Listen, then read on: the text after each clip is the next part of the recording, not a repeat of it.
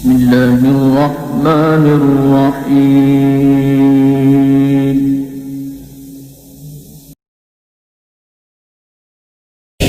نحمده ونصلي على رسوله الكريم اما بعد میرے محترم بزرگوں، جمعہ کے دن کے ساتھ ساتھ آج کی مجلس کے اندر نکاح بھی ہیں۔ اللہ تعالیٰ ہونے والے نکاح کو قبول فرمائے اور جتنی بھی خیر اور بھلائی ہیں اس سے مالا مال فرمائے۔ علماء تو یہاں تک لکھتے ہیں کہ نکاح جمعہ کے دن جمعہ کی نماز کے موقع پر ہونا چاہیے، مستحب سمجھتے ہیں، اس لیے کہ اس کا ایک اعلان عام ہوتا ہے۔ اللہ تعالیٰ اس کی بھی برکت عطا فرمائے۔ قرآن کی ایک مقدس آیت ہے، اللہ فرماتے ہیں من یطع اللہ ورسولہ ویخشی اللہ ویتقہ فاولئک هم الفائزون۔ آیت بہت مختصر ہیں لیکن اللہ تعالیٰ نے اس میں بہت کچھ بیان فرمایا ہے۔ بلکہ اس آیت کے معنی بتانے سے پہلے میں آپ کو ایک بات کی طرف اشارہ کروں کہ ایک مرتبہ حضرت عمر رضی اللہ تعالیٰ عنہ مسجد نبوی کے اندر کھڑے تھے، مین دروازے پر کھڑے تھے۔ ایک رومی آدمی آیا، رومی عیسائی تھا، آ کر کے حضرت عمر کے سامنے کھڑا ہو گیا اور کہنے لگا اشہد ان لا الہ الا اللہ واشہد ان محمدًا عبدہ ورسولہ۔ حضرت عمر نے فرمایا کہ کیا ابھی ایمان لا رہے ہو؟ کہاں؟ پوچھا کوئی سبب ہوا؟ کہاں سبب ہوا ہے، ایمان لانے کا سبب ہوا۔ پوچھا کیا سبب ہوا؟ کہا کہ میں نے زبور کو پڑھا ہے، توریت کو پڑھا، انجیل کو پڑھا اور بھی کچھ آسمانی صحیفوں اور کتابوں کو میں نے پڑھا ہے۔ میں نے جو پڑھا اس کو میں جانتا بھی ہوں، لیکن میں نے ایک مسلمان قیدی کو قرآن پڑھتے ہوئے سنا، جو قیدی یہ آیت پڑھ رہا تھا من یطع اللہ ورسولہ ویخشی اللہ ویتقہ فاولئک هم الفائزون۔ یہ آیت جو ہی میں نے سنی فوراً میرے دل کے اندر ایک جذبہ پیدا ہوا اور میں اپنی کتابوں کو بھول گیا، میں انجیل کو بھول گیا اور میں توریت اولڈ ٹیسٹامنٹ کو بھول گیا، میں بائبل کو بھول گیا اور میں زبور کو بھول گیا۔ صرف ایک قرآن کی آیت کے سامنے میں نے اپنی پیشانی کو ٹیک دیا، ایک آیت کے سامنے۔ حضرت عمر نے پوچھا تو سمجھا کیا اس قرآن کی آیت سے، تو سمجھا کیا ہے؟ رومی کہنے لگا کہ میں جو سمجھا، اللہ فرماتے ہیں من یطع اللہ، جو اللہ کا کہا مانے، اس میں اللہ کے احکام آ گئے۔ ورسولہ کہا تو حضرت محمد صلی اللہ علیہ وسلم کی پوری زندگی آ گئی، آپ کا لایا ہوا مقدس دین بھی آ گیا۔ ویخشی اللہ کا مطلب میں سمجھا کہ انسان پچھلی جو غفلت والی زندگی گزر گئی اس سے ڈرتا رہے۔ ویتقہ کا مطلب میں یہ سمجھا کہ آئندہ جتنی باقی رہی ہیں زندگی اس میں سنبھل کر چلے۔ یہ چار کام جو آدمی کر لے تو قرآن کہتا ہے اولئک هم الفائزون، یہ کامیاب لوگ ہیں، اللہ تعالیٰ ان کو جہنم سے آزاد کرے گا، نجات دے گا۔ اور جو آدمی ان چار کاموں کے بغیر چلا جائے گا دنیا سے تو وہ دنیا اور آخرت کی بازی ہار جائے گا۔ کتنی بہترین تفسیر وہ سمجھا۔ حضرت عمر رضی اللہ تعالیٰ عنہ نے اس کو فرمایا کہ شاباش، بڑی عمدہ تفسیر سمجھا تو، اور کھرے کھر ہر ورڈ اور ہر سبجیکٹ تیرے دل کے اندر جو آیا بالکل صحیح آیا، اور میں یہی تفسیر کیا کرتا ہوں قرآن مقدس کی آیت کی۔ حضرت عمر نے فرمایا میرے بھائیو، زندگی کا ہر شعبہ نبی کریم صلی اللہ علیہ وسلم نے خود کر کے پریکٹیکلی ایک زندگی بتائی۔ اگر اس سے ہٹ کر کے ہماری زندگی ہیں تو میرے بھائیو اس شعبے سے ساری کی ساری خیر و برکتیں چلی جائے گی۔ ایک انگریز ایمان لایا، جب ایمان لایا تو اس نے داڑھی رکھی۔ مسلمان نے کیا کہا کہ داڑھی رکھنا سنت مؤکدہ۔ ایک مسلمان ملا، کہاں واجب، ایک ملا کوئی ضروری نہیں، فرض نہیں۔ مسلمان کہتا ہے فرض نہیں، مسلمان کہتا ہے واجب، مسلمان کہتا ہے سنت مؤکدہ۔ انگریز پریشان ہے کہ ارے یہ لوگ کیا کہہ رہے ہیں، کوئی فرض کہہ رہا ہے، کوئی فرض نہیں ہے کہہ رہا یعنی ضروری نہیں، کوئی واجب کہہ رہا ہے تو ضروری، کوئی سنت مؤکدہ کہہ رہا ہے یعنی اللہ کے حبیب کی سنت تو ہیں کیا۔ اس نے کہا کہ میں یہ کچھ نہیں جانتا کہ فرض ہیں کہ واجب ہیں سنت مؤکدہ، میں صرف ایک بات جانتا ہوں کہ یہ اللہ کے حبیب کا پیغام ہے، اللہ کے حبیب نے اس کا حکم دیا ہے اور میرے نبی نے یہ کام کیا ہے۔ مسلمان کو یہ سمجھنا ہے، سارے فتوے ہمارے اندر ہوتے ہیں اور ساری کھڑکیاں ہم کھولتے ہیں، سارے دروازے ہم کھولتے ہیں۔ جو مفتی نہیں وہ بھی مفتی بن جاتا ہے کبھی، اور ہر قسم کی سہولتوں کو تلاش کرنا، ہر قسم کی سہولتوں کو ڈھونڈنا یہ ایمان والے کا کام ہوتا ہے۔ یہاں تو پتھر کی لکیر بتائی کہ میں کچھ نہیں جانتا، صرف ایک بات جانتا ہوں کہ میرے نبی نے داڑھی رکھی اور میرے نبی نے اس کا حکم دیا ہے۔ یہ پیغام ہے اور یہ جذبہ ہے۔ آج میرے بھائیوں ہم دیکھتے ہیں، خیر آج شاید پرچہ بھی آیا ہوگا مسجد کے اندر کہ شادیوں کی سیزن چل رہی ہے، اس لیے بہت اچھی بات ہے۔ دیکھو آپ کو کبھی لگتا ہوگا دل کے اندر کہ مسجدوں کے اندر ایک بات آتی رہتی ہے، ایک بات سنائی جاتی ہیں، لیکن میرے بھائیو یاد رکھو، ہم نے اپنی نری آنکھوں سے دیکھا ہے، ہم نے اپنے کان سے سنا ہے، ہم ان باپ کو ملے ہیں گجرات اسٹیٹ کے باہر کہ جو شادیاں کر کے اپنی بیٹیوں کا بیاہ کر کے وہ فارغ ہوئے، لیکن میرے بھائیو ان کی حالت بدتر سے بدتر ہو گئی۔ ایک کسان ہے، ایک غریب ہے جو اپنی ساری پونجی اکٹھا کرتا ہے صرف اپنی بیٹی کی شادی کرنے کے لیے۔ کیوں؟ اتنی رسمیں، ایک رسم ہو تو چلو ادا ہو گئی، اتنی رسمیں کہ قارون کا خزانہ بھی کم پڑ جائے، اتنی رسمیں۔ کہاں سے شروعات ہوتی ہیں؟ منگنی سے شروع ہوتی ہیں اور پیچھا چھوڑتی نہیں، چلتی ہیں، کہاں تک چلی جاتی ہیں؟ بچے کی ولادت ہو وہاں تک جاتی ہیں، نام نہیں لیتی چھوڑنے کا، اور ہر سال کوئی نہ کوئی رسم نئی جنم لیتی ہیں۔ میرے بھائیوں مالدار تو خیر اپنے مال کے نشے کے اندر اترا دیتا ہے، کر دیتا ہے، پر غریب کو بھی ان رسموں کا ادا کرنا ضروری بنتا ہے۔ غریب بھی کبھی کہتا ہے خوشیوں کو پورا کرنا، خوشی کا موقع، کبھی وہ ہاتھ پھیلانے پر مجبور ہو جاتا ہے اور کبھی تو وہ قرضہ لینے پر مجبور ہو جاتا ہے اور یہ قرضے لے کر کے اپنی بیٹی کا نکاح کرتا ہے، بھیک مانگ کر کے، زکوٰۃ لے کر کے اور لوگوں سے دستے سوال کر کے، یہ جتنی رسمیں پیدا ہوئی ان کو ادا کرنے کے لیے یہ آدمی مجبور ہوتا ہے۔ میرے بھائیو یہ کب دیوالیہ جائے گا؟ اصل میں بات یہ ہے کہ ہم سب چاہتے ہیں، میں بھی چاہتا ہوں، آپ بھی چاہتے ہیں، مرد سب چاہتے ہیں، لیکن کیلکولیشن غلط کہاں پڑتی ہیں؟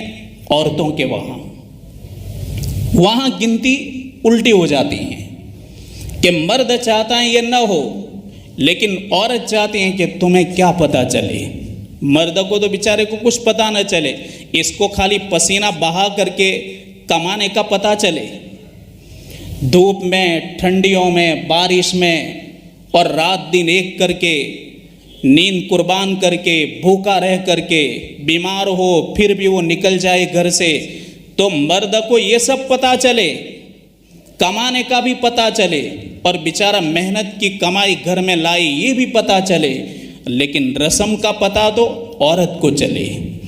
کتنی بدترین سسٹم کھڑی ہو چکی ہیں میرے بھائیوں، اس کا روکنا ہم سب کے لیے ضروری ہے۔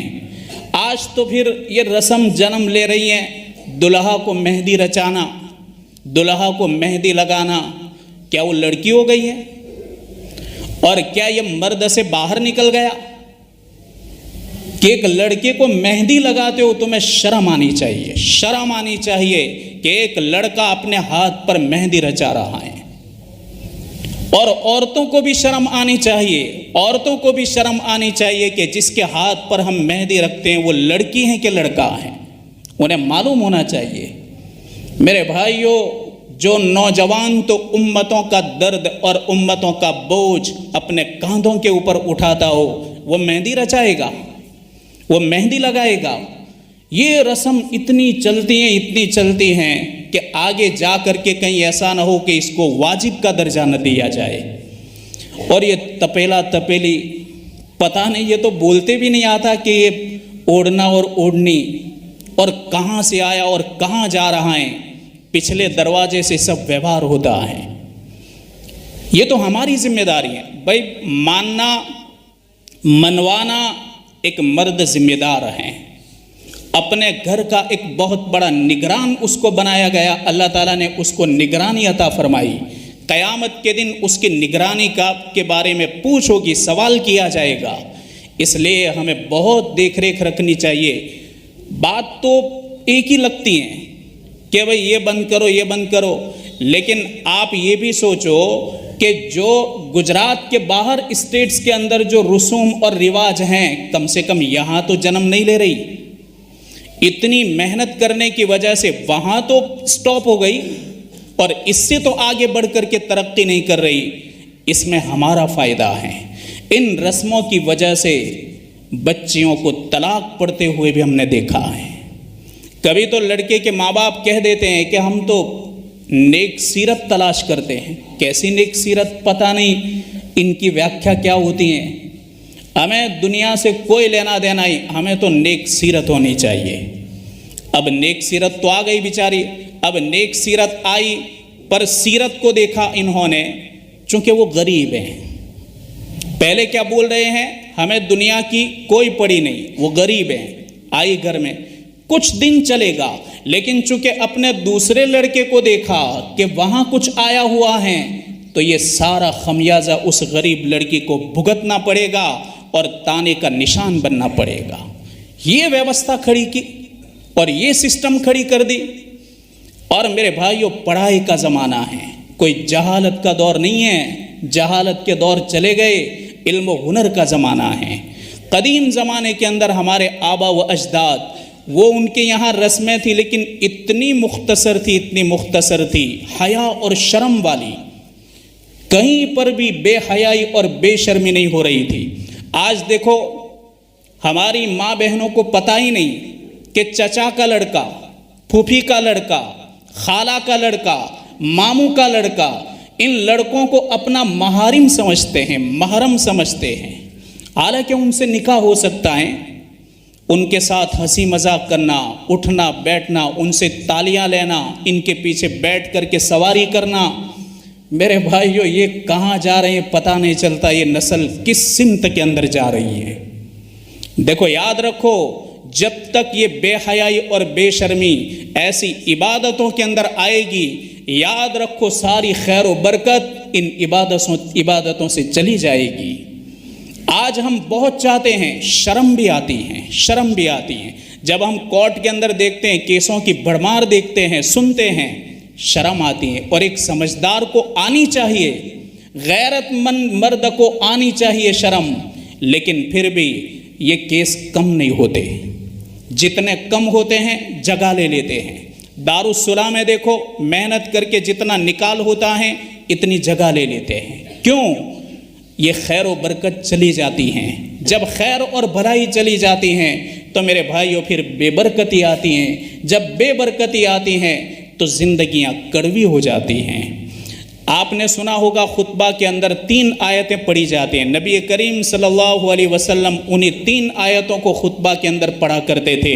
ہر آیت کے اندر اتقوا اللہ اتقوا اللہ اتقوا اللہ پڑھا جاتا ہے۔ اللہ سے ڈرو، اللہ سے ڈرو، اللہ سے ڈرو۔ یہ ایسا رشتہ ہے کہ اللہ سے ڈرے بغیر ظلم ہوگا۔ اگر دونوں میں سے کسی کو بھی اللہ کا ڈر نہیں، دونوں کو کہا گیا اللہ سے ڈرو۔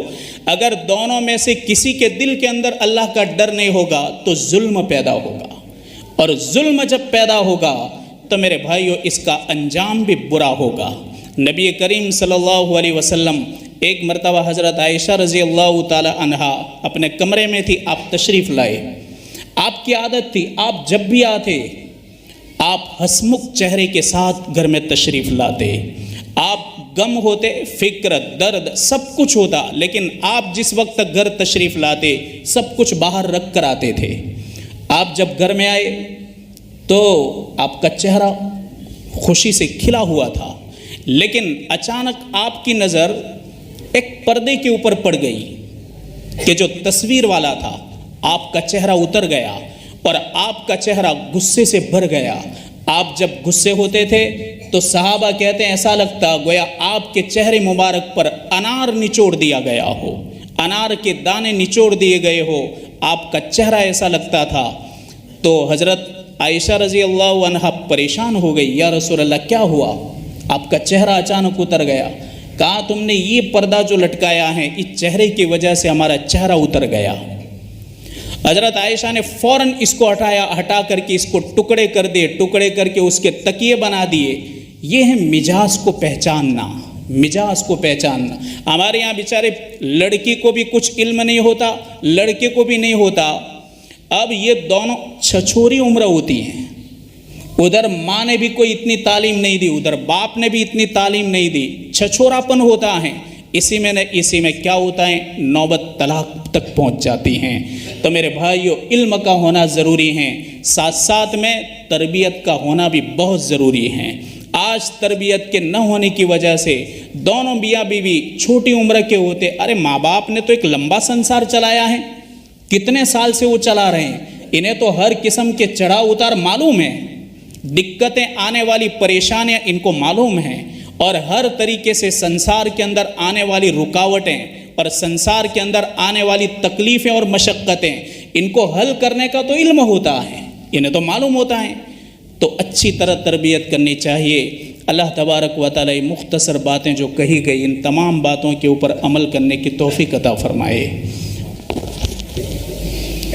الحمد لله نحمده ونستعينه ونستغفره ونؤمن به ونتوكل عليه ونعوذ بالله من شرور أنفسنا ومن سيئات أعمالنا من يهده الله فلا مضل له ومن يضلله فلا هادي له ونشهد أن لا إله إلا الله وحده لا شريك له ونشهد أن سيدنا ومولانا محمدا عبده ورسوله أما بعد فأعوذ بالله من الشيطان الرجيم يا أيها الناس اتقوا ربكم الذي خلقكم من نفس واحدة وخلق منها زوجها وبث منهما رجالا كثيرا ونساء واتقوا الله الذي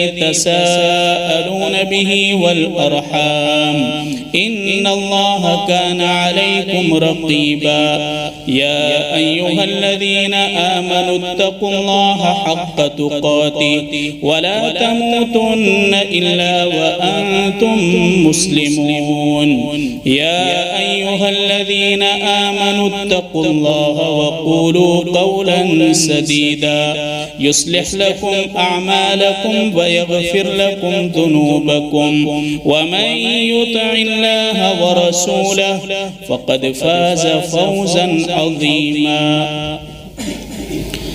سنیے جناب سلیمان بھائی محمد دیڑکی صاحب، آپ نے اپنی وکالت سے عائشہ بی بی محفوظ دیڑکی کی ذات کو مہر فاطمی نقد کے حاضرین مجلس کی موجودگی میں یہاں جو فیضان محبوب ملا بیٹھے ہیں ان کی ذات کے لیے بیوی بنا کر کے دی، بولو اس بیوی بنا کر سنیے میاں فیضان سلیمان بھائی محمد دیڑکی نے اپنی وکالت سے عائشہ بی بی محفوظ دیڑکی کی ذات کو مہر فاطمی نقد کے عوض حاضرین مجلس کی موجودگی میں آپ کی ذات کے لیے بیوی بنا کر کے دی، آپ نے قبول کی؟ ہاں میں نے اپنے نکاح میں قبول کی۔ بارک اللہ و جمع بینکم۔ خیر خیر